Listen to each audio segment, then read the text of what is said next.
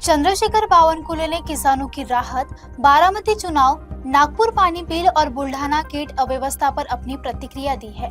उन्होंने कहा कि सरकार हर मुद्दे पर सख्ती से काम कर रही है और जनता को न्याय दिलाएगी।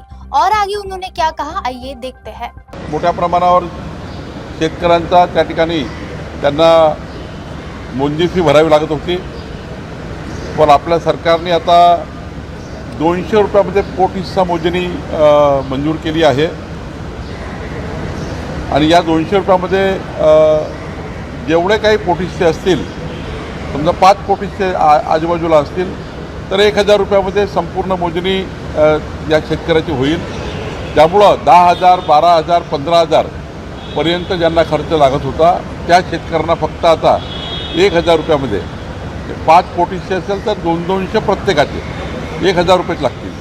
त्यामुळं जवळपास खूप मोठा एक भार शेतकऱ्यावरचा दूर झाला आणि आता जमीन मोजणी सोपी झाली। सरकारने खाजगी भूकरमापकांनाही सुद्धा आता परवानगी दिली आहे। खाजगी भूकरमापक जिल्हाधिकारी आता नेमणार आहे। ते जे खाजगी भूकरमापकची मोजणी हे आमचे भूकरमापक जे आहे गव्हर्नमेंटचे ते त्याला सर्टिफाईड करतील आणि राज्यामध्ये पुढच्या वर्ष दीड वर्ष वेळ लागेल।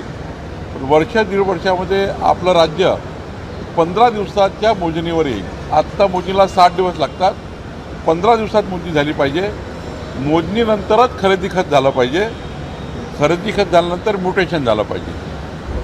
जर आपण हे केलं तर स्पॉटवरची परिस्थिती आणि रजिस्ट्रीमध्ये जे त्या ठिकाणी आराजी असेल ती सारखी असेल, त्यामुळं वाद तयार होत नाही, कोर्टातले वाद मोठ्या प्रमाणात कमी होते।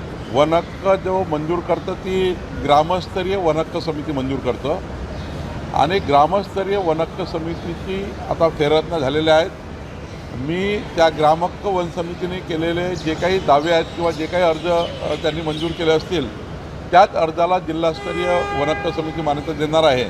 त्यामुळे असं कुठं झालं असेल तर याचा फेर आढावा सरकार घेईल आणि यातनं त्या गरीब शेतकऱ्यांना, आदिवासी शेतकऱ्यांना न्याय मिळेल। काय झालं की आम्ही जेवढं पाणी नागपूर शहराला देतो, पाणी मंजूर समितीचा अध्यक्ष मी आहे जलव्यवस्थापनाचा। आम्ही जर पाणी नागपूरला देतो त्यामुळे 40% लिकेज आहे। जेवढं पाणी आम्ही देतो त्यातलं 40% पाणी वाहून जातं। काही ठिकाणी टिल्लू पंप लावले आहे, काही ठिकाणी मोठे मोठे व्यावसायिकांनी जास्तीचा पाणी उचल केलेला आहे। त्यामुळं जिथे टिल्लू पंप लागले आहे, जिथे या ठिकाणी अवैध पद्धतीने पाणी घेऊन त्या ठिकाणी मोठ्या प्रमाणावर या ठिकाणी वॉशिंग सेंटर सुरू आहे, तर असे आम्ही जे अवैधपणे पाणी घेणाऱ्या लोकांना हुडकून काढलं आहे, त्यांनाच नोटीस दिलं आहे। अवैधपणे पाणी उचलणे, जेवढं वैध तुम्हाला पुरवठा आहे त्यापेक्षा जास्त टिल्लू पंप लावणे, वेगळे पंप लावून पाणी ओढणे किंवा आपल्या घरच्या विहिरीमध्ये पाणी भरून ठेवणे, हे जे प्रकार आहे त्यामुळे 40% लिकेज आहे पाण्याचं। त्यामुळं हा निर्णय घेतलेला आहे। ज्यांच्याकडे पाणी जास्त घेतलेलं आहे त्यांना ते आम्ही चौकशीमध्ये आणलेलं आहे। जनतेला माझी विनंती आहे की सर्वच नागपूरला सारखं पाणी मिळावं म्हणून हे टिल्लू पंप जे लावले आहे किंवा अजून काही त्या ठिकाणी प्रकार केले आहे ते थांबवले। आणि व्यावसायिकांना माझी विनंती आहे, इंडस्ट्रीला माझी विनंती आहे की उन्हाळ्याच्या काळामध्ये जास्तीचं पाणी उचलू नका, जेवढं मंजूर आहे तेवढंच पाणी उचला। पण जे गरीब लोक आहेत त्यांना देखील अतिरिक्त नाही, गरीब लोक असतील, मध्यमवर्गीय असतील, त्यांनी कुठल्याही प्रकारचं पाणी जास्त उचललं नसेल त्याची बैठक घेऊन मी ते चुकीच्या नोटीस रद्द करू।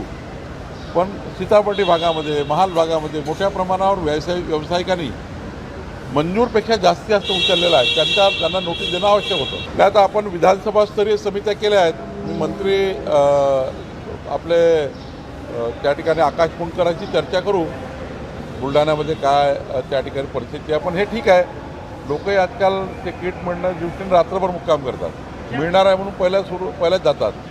त्यामुळं त्यांनाही थांबवता येत नाही, लोकांच्या भावना आहेत। आता लोकाला उद्या वाटणार आहे कळल्याबरोबर लाईनमध्ये लागण्याकरता आधीच जाऊन उभे राहतात, त्यामुळं थोडा गोंधळ होतो। पण तो गोंधळ संपवणे सरकारची जबाबदारी आहे, ते आम्ही संपवू। आज मी कलेक्टरकडे आहे दुपारी, तेव्हा मी याचा अजून आढावा घेणार आहे।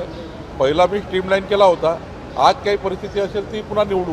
आज डीपीडीसी बैठक बोलवली, डीपीसीची नाही, फक्त कलेक्टर नवीन आहे त्यामुळं काही चर्चा मी करणार आहे जिल्ह्याच्या। माननीय मुख्यमंत्र्यांच्या 12 तारखेला बैठकी आहेत, त्यापूर्वी काही चर्चा आम्ही करणार आहोत। माननीय मुख्यमंत्री नागपूर आणि जिल्ह्याच्या विषयावर 12 तारखेला बैठक घेणार आहे.